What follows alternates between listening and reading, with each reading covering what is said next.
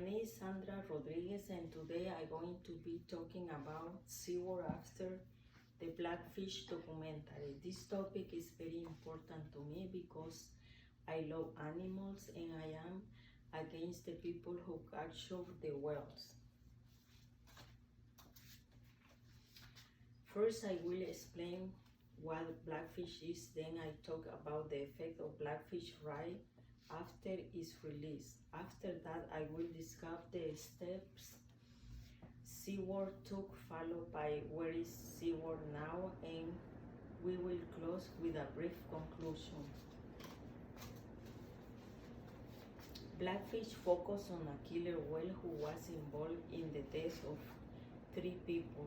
The documentary showed the cruel way in which these animals are captured and taken from their families at the early age.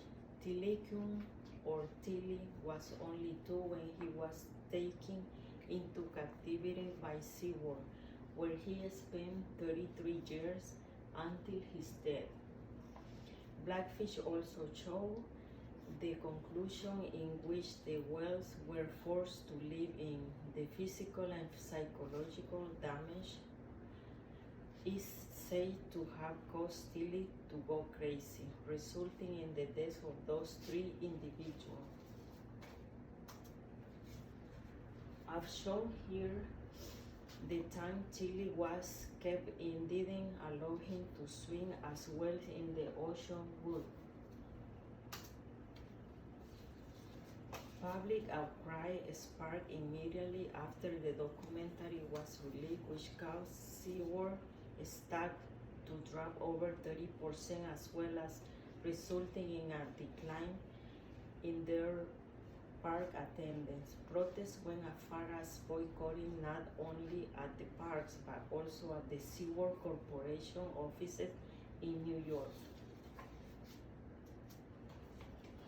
As shown here, the brand image at SeaWorld also suffered due to the documentary.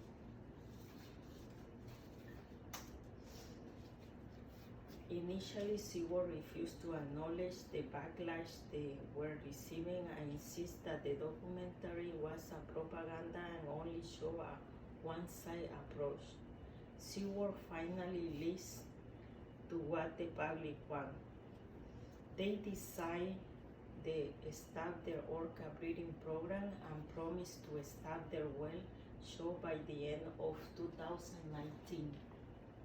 According to the New York Times, SeaWorld and the former CEO agreed to pay $5 million in fines for lying to investors and about the impact of the documentary. SeaWorld has built new attractions. They have shown an increase in park attendance for the first time in years.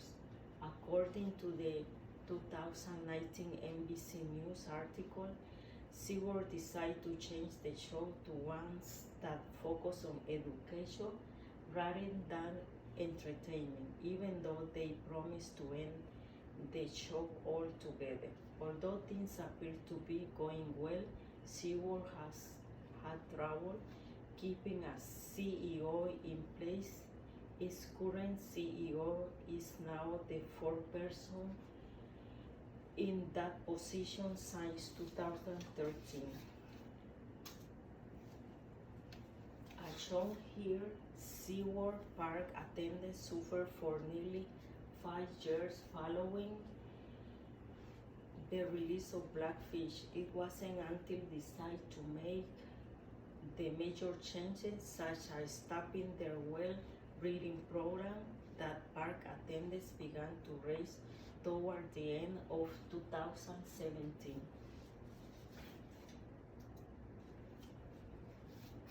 To conclude, SeaWorld went from 1 to top park in the country to almost closing its doors in 2013. Fortunately for them, after many years of public backlash, they are beginning to see their numbers rise for the first time since the release of Blackfish. SeaWorld learn the importance of listening to their customers and being honest about their practices. With their new focus on the animals and new attraction at the park, SeaWorld has bright future. Thank you.